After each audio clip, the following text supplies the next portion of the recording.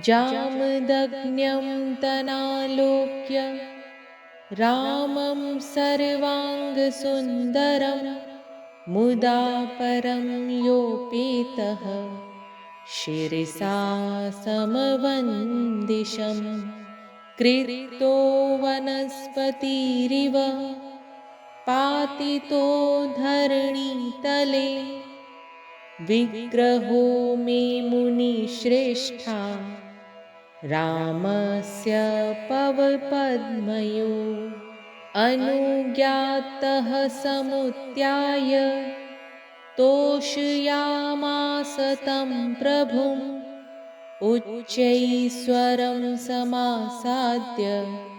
पुण्डरीकाक्षविद्यया जितन्ते पुण्डरीकाक्ष नमस्ते विश्वभावन नमस्ते तु ऋषिकेश महापुरुष पूर्वज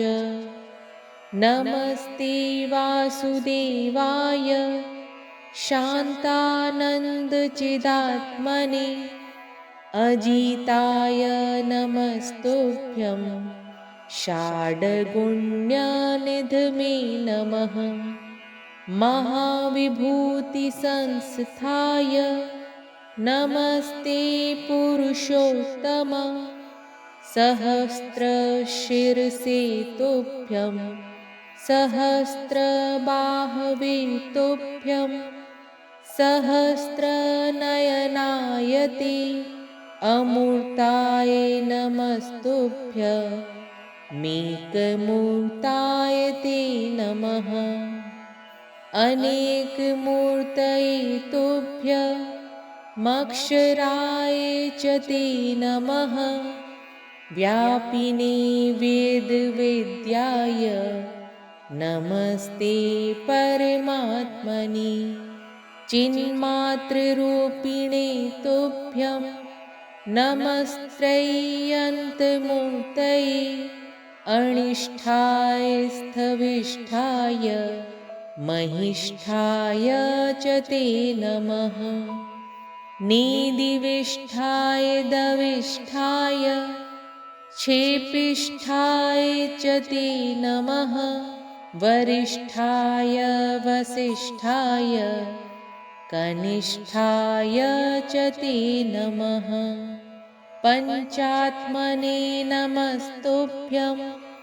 सर्वान्तर्यामिणे नमः कल्पनाक्रोशरूपाय सृष्टिस्थित्यन्तहेतवे नमस्ते गुणरूपाय गुणरूपानुवतिने व्यस्ताय च समस्ताय समस्तव्यस्तरूपिणे आदिमध्यान्तशून्याय यद्वते च नमो नमः प्रणवप्रतिपाद्याय नमः प्रणवरूपिणे लोकयात्राप्रसिद्ध्यर्थं स्रष्टब्रह्मादिरूपिणे नमस्तुभ्यं नृसिंहादि मूर्तिमेदाय विष्णवे विपाकैः कर्मणां क्लेशैरस्पृष्टवपुवे नमः नमो ब्रह्मण्यदेवाय तेजसां निधये नमः नित्यासाधारणानेक लोकरक्षापरिच्छदे सच्चिदानन्दरूपाय वरेण्याय नमो नमः यजमानाय यज्ञाय यष्टव्याय नमो नमः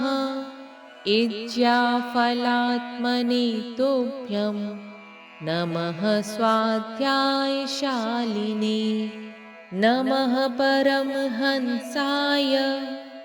नमः सर्वगुणाय ते